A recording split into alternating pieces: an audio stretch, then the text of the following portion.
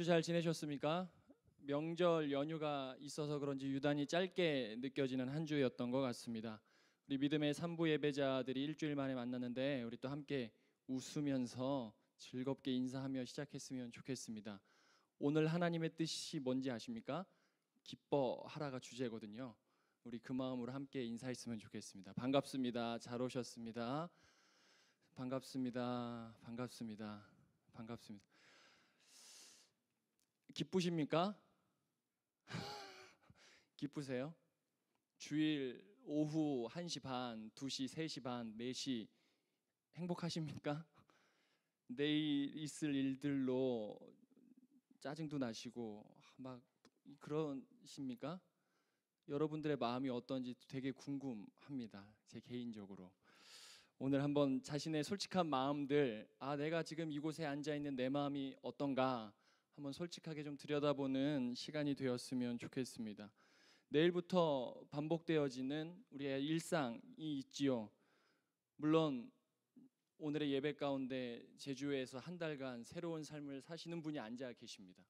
직장을 그만두시고 다음 날 바로 제주에 내려오셔서 저분에게는 내일이 엄청 설레지 않을까 제 개인적으로 생각이 드는데, 어찌됐든 우리는 내일 우리가 뻔히 해야 될 일들, 일상들, 그것 앞에 오늘 힘이 쭉 빠져 계십니까?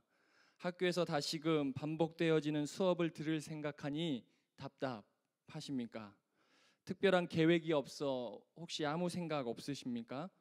너무나 뻔한 한 주의 삶이 그냥 그저 그런, 기쁘지도 않고 그렇다고 뭐 안 기쁘다 얘기하기도 뭔가 이상한 그런 감정들로 오늘 여기에 앉아 계십니까? 여러분 어떠십니까? 반대의 상황도 있을 수 있지요. 오늘 주시는 하나님의 말씀으로 시작하는 한 주가 너무너무나 설레요. 막 시간이 늦게 가는 것 같은 느낌도 있으실 수 있을 것 같습니다. 내일부터 새로운 수업을 통해 배우게 될 것들로 마냥 기쁘시기도 할 수도 있지요. 내일 여러 가지 약속들로 인해 설레시기도 하실 겁니다. 아무런 계획 없이 그냥 푹 쉴 생각에 기쁠 수도 있습니다. 여러분은 현재 어떠한 감정으로 이곳에 앉아 계십니까?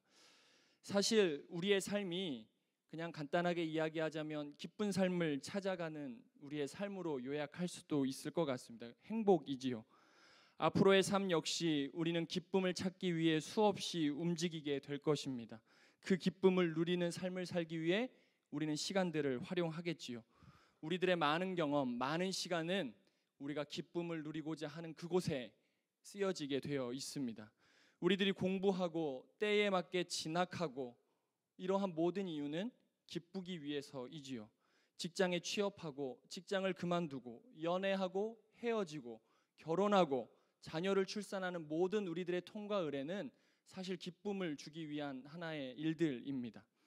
만약 이 모든 일이 힘들고 짜증나고 기쁘지 않을 거다라고 한다면 어느 누구가 하겠습니까? 기쁘기 때문에 다 하는 일입니다. 분명히 모든 일을 성취하고 나면 주어지는 기쁨, 그 기쁨이 있기에 우리는 힘들지만 오늘 하루도 견딜 수 있는 것 아니겠습니까?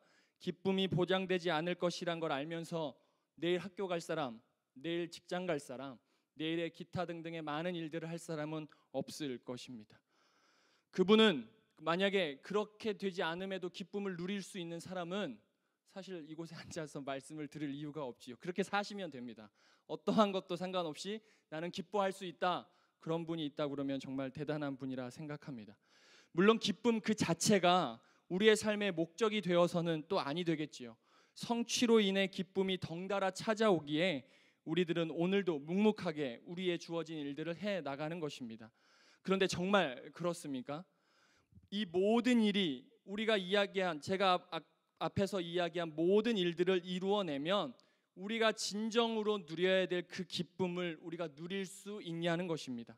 원하는 대학에 입학하고 원하는 만큼 공부하고 원하는 직장에 취업하고 원하는 사람과 연애하고 결혼하고 원하는 만큼 자녀도 낳아 행복하게 키우고 원하는 만큼 돈도 벌고 원하는 만큼 여행하며 누리고 산다고 기쁘냐라고 하는 이야기입니다.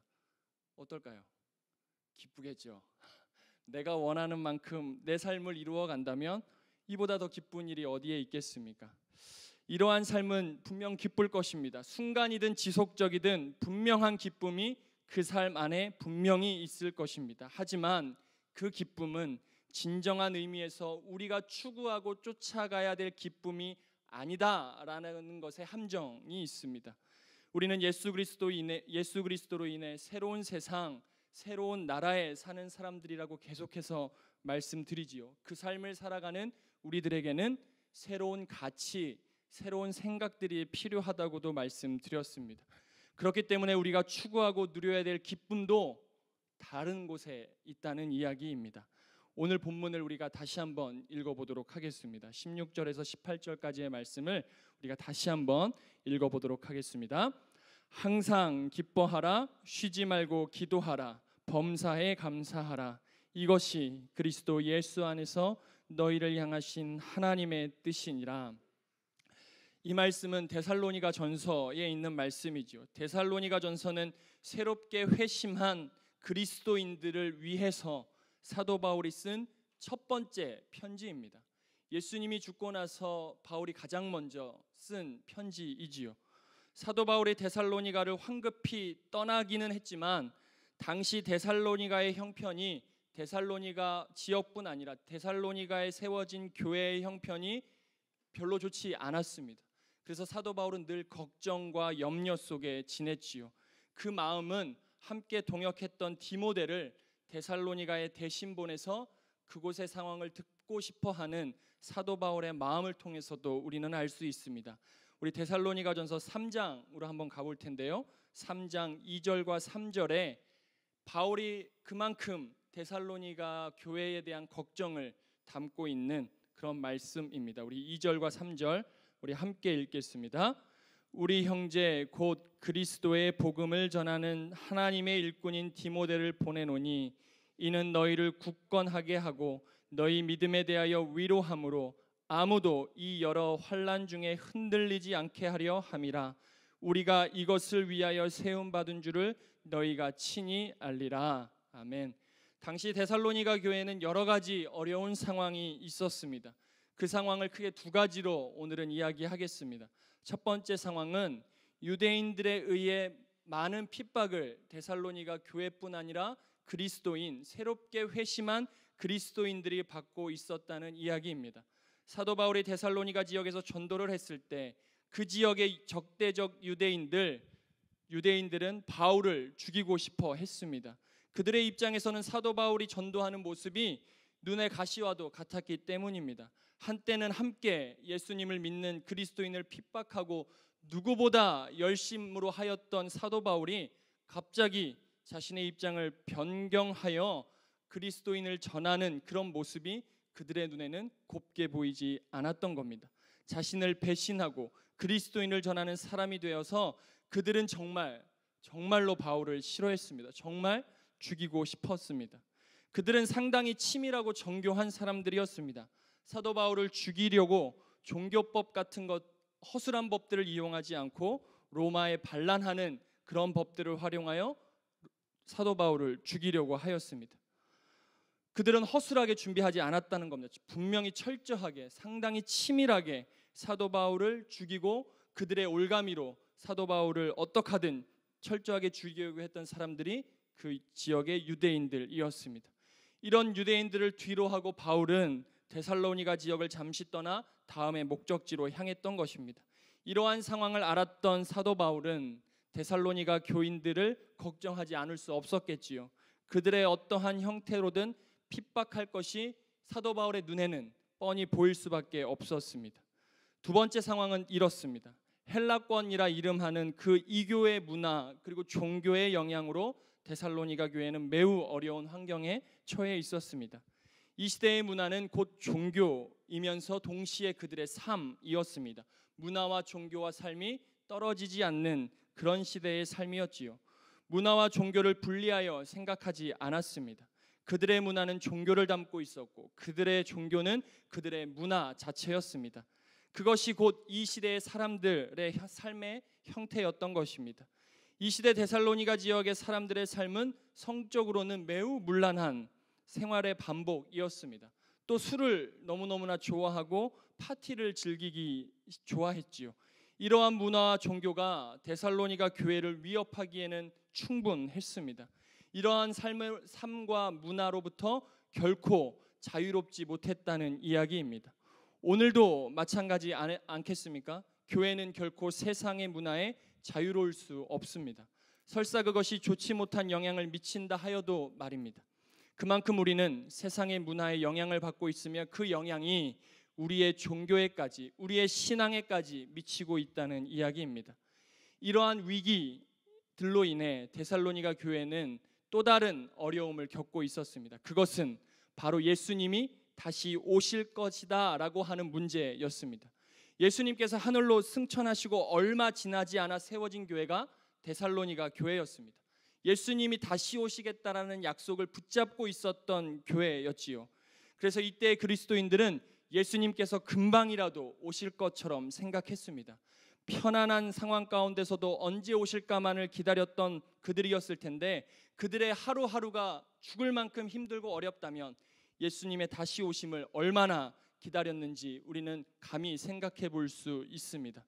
예수님의 재림을 정말 손꼽아 간절히 기다렸을 것입니다. 예수님께서 얼른 오셔서 이 어려운 문제들을 다 정리해 주시기를 바랬을지도 모르겠습니다. 하지만 재림은 오지 않고 계속해서 지연되고 있는 상황이지요. 이러한 상황에 놓여 있는 데살로니가 교인들을 향해 오늘 사도 바울이 이야기합니다. 오시지 않는 예수님, 그래서 흔들리는 그들의 신앙, 믿음, 그들을 향해 사도 바울이 이야기합니다. 사도 바울은 첫 번째로 견고한 믿음을 이야기했습니다. 그럼에도 불구하고의 믿음을 다시 한번 강조한 것입니다.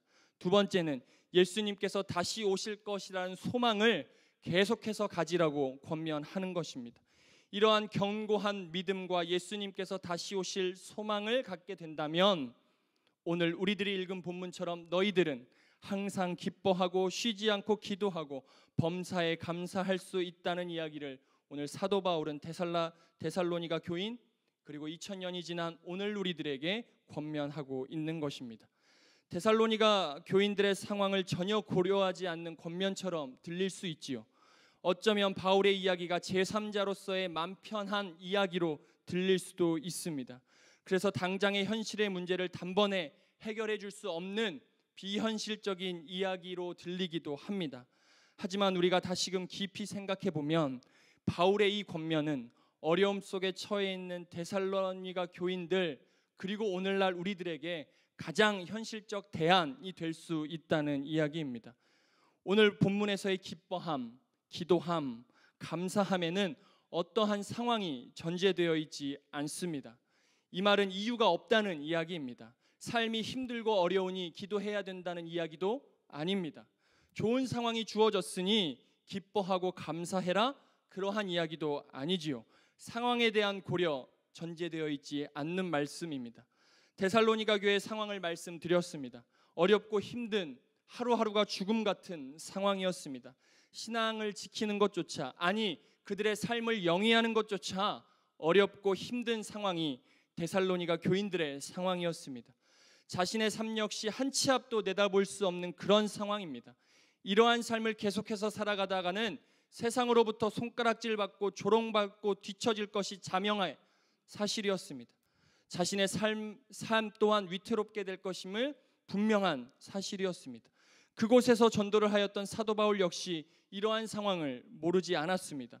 누구보다 그들이 처한 상황 잘 알고 있었을 것입니다. 어렵지만 나름 최선을 다해 살아가고 있는 이야기 역시 동역자 디모데를 통해 들었습니다. 그런 그들에게 사도 바울은 그러한 상황을 넘어서 기뻐하고 기도하고 감사해야 한다, 이것이 하나님의 뜻이다라고 이야기하는 겁니다. 사랑하는 여러분, 오늘 우리들의 상황 어떠합니까?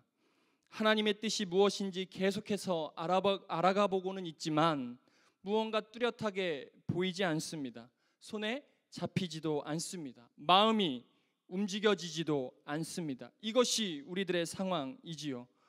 어쩌면 오늘 우리들의 현실이 데살로니가 교인들의 현실과 마찬가지일 수도 있습니다.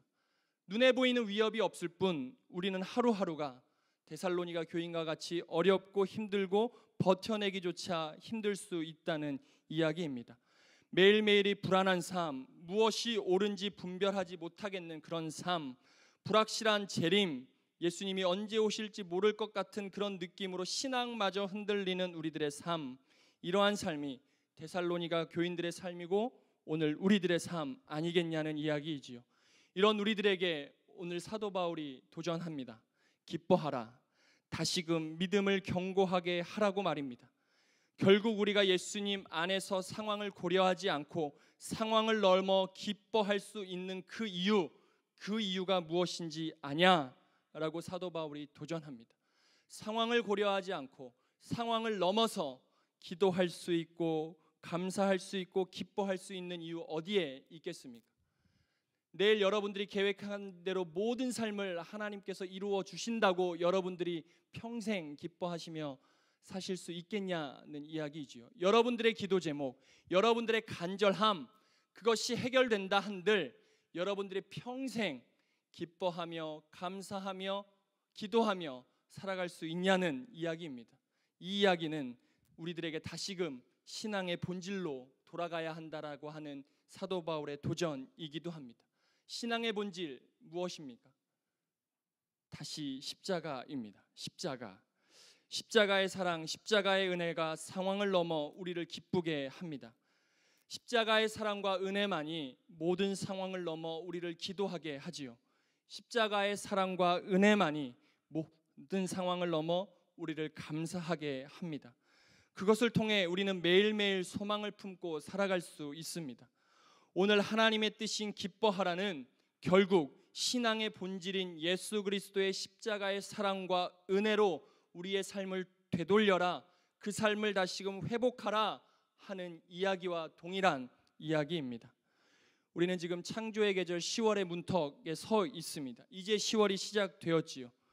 여러 가지 상황으로 분주하고 바쁘고 힘들기 짝이 없는 10월의 한 달입니다. 10월의 어느 멋진 날 노래 가사일 뿐 우리들의 10월은 결코 쉬운 10월이 아니지요.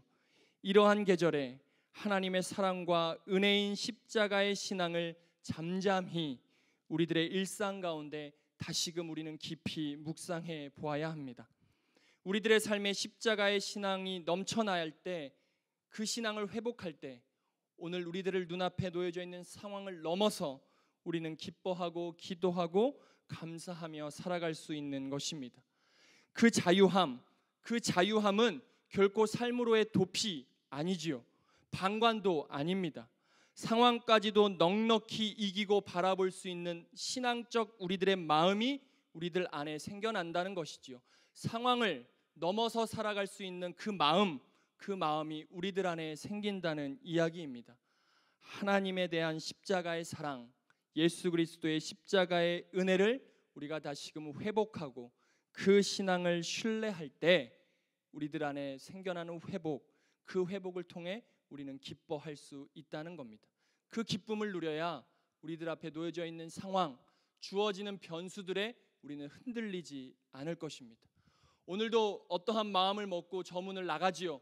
우리들은 내일 맞닥뜨리는 상황 앞에 또 넘어집니다. 하지만 그때 우리를 구원하신 십자가의 사랑과 은혜가 우리 안에 있다면 그 상황 우리가 넉넉하게 이겨나가고 그 넉넉함 뒤에 있는 기쁨을 우리는 맛볼 수 있을 것입니다. 오늘 사도 바울이 우리들에게 도전합니다. 기뻐하고 기도하고 감사해라. 이것이 우리를 향한 하나님의 뜻이다라고 말입니다. 함께 기도하겠습니다.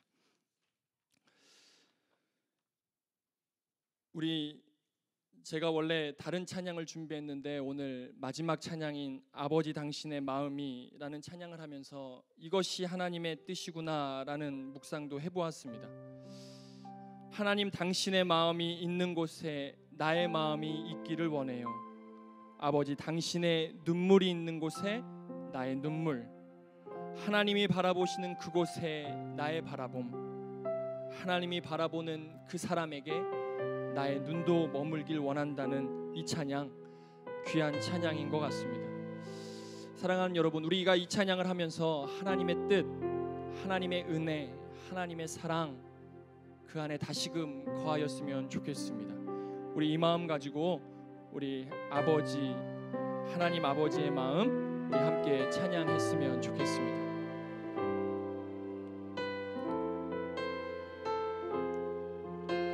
아버지 당신의 마음이 있는 곳에, 아버지 당신의 마음이 있는 곳에 나의 마음이 있기를 원해요. 아버지 당신의 눈물이 고인 곳에 나의 눈물이 고이길 원해요. 아버지 당신이 바라보는 영혼에게 나의 두 눈이 향하길 원해요. 아버지 내 모든 삶 당신의 삶 되기를. 우리 함께 기도하겠습니다. 우리의 기쁨의 조건은 절대 우리의 상황에 있지 않습니다. 우리가 기뻐할 수 있고 감사할 수 있는 건 우리들의 신앙의 본질인 예수 그리스도의 십자가의 사랑과 은혜가 우리 안에 회복될 때, 그때 가능한 것입니다. 물론 그것을 회복했다고 우리의 상황이 단번에 바뀌지 않겠지요. 하지만 그 신앙을 회복하면 우리가 우리의 상황을 바라보는 우리의 눈이 달라지고 이 삶을 대하는 우리의 태도가 달라질 줄로 믿습니다. 오늘 이 시간 우리가 함께 기도할 때에는 내 안에 내가 미처 몰랐던, 아니 있었는데 내가 미처 중요하게 생각하지 못했던 그 신앙의 본질, 예수님이 나를 위하여 대신 십자가에 죽으셨던, 그래서 나에게 새 삶을 허락하시고 새로운 나라를 허락하신 그 마음, 그 신앙, 하나님 다시금 회복할 수 있는 은혜를 더하여 주시옵소서. 그 신앙과 그 마음 가지고 나에게 놓여져 있는 새로운 삶을 살아갈 수 있도록 하나님 나와 함께해 주시옵소서. 우리 이 마음 가지고 우리 시간 뜨겁게 함께 기도하겠습니다. 사랑하는 하나님 감사합니다. 주님께서 나의 삶을 위하여 태초부터 나의 삶을 계획하시고 나를 위하여 예수 그리스도를 이 땅에 보내시고 십자가를 통하여 나의 삶을 구원해 주심을 믿습니다. 그 구원의 사건을 통하여 나는 새로운 삶을 허락받았으며 나는 새로운 삶을 오늘 살아갈 수 있음을 고백하오니 하나님, 그 신앙을 내가 다시 한번 회복할 수 있도록, 다시 한번 십자가의 신앙을 내가 붙들며 살아갈 수 있도록 함께하여 주시옵소서. 내가 기쁨을 누리기 위해 나의 상황을 변화시켜보려 노력했지만 주님, 상황은 나아지지 아니하고 나의 삶에는 어떠한 기쁨도 찾아오지 않습니다. 하지만 내 안에 십자가의 사랑과 은혜를 회복함으로 말미암아 나의 삶에 놓여져 있는 상황을 넘어 기뻐하는 삶을 살아가는 우리 모두가 되어질 수 있도록 하나님 함께하여 주시옵소서. 그 신앙을 회복하여야 나의 삶의 눈이 바뀌며 나의 삶을 대하는 나의 태도가 바뀌는 줄로 믿사오니 주여, 그 마음 회복하며 살아갈 수 있는 우리 모든 예배자들 될 수 있도록 하나님 함께하여 주시옵소서. 오늘 이 시간 그 신앙을 회복할 수 있도록 하나님 함께해 주시옵소서.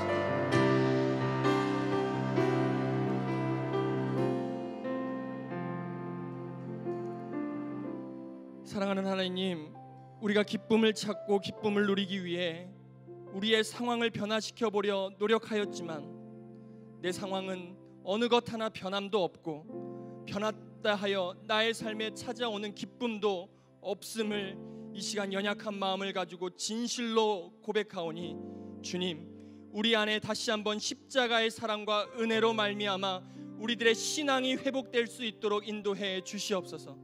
그 신앙을 회복하여야 우리의 상황을 넘어 우리가 기뻐할 수 있는 이유가 있는 줄 믿사오니 하나님, 오늘 이 시간 그 마음을 회복하고 우리에게 주어져 있는 일주일의 삶 살아볼 수 있도록 하나님 함께해 주시옵소서. 그 신앙을 가지고 나아가는 우리 산부 예배자들은 우리들의 상황이 변하지 않았다 하더라도 그 상황을 보는 눈이 달라질 줄로 믿고 삶을 살아가는 태도가 바뀌는 줄로 믿사오니 한 주의 삶 하나님이 지켜주시고 인도하시고 동행해 주시옵소서. 모든 말씀 예수님 이름으로 간절히 기도드립니다. 아멘.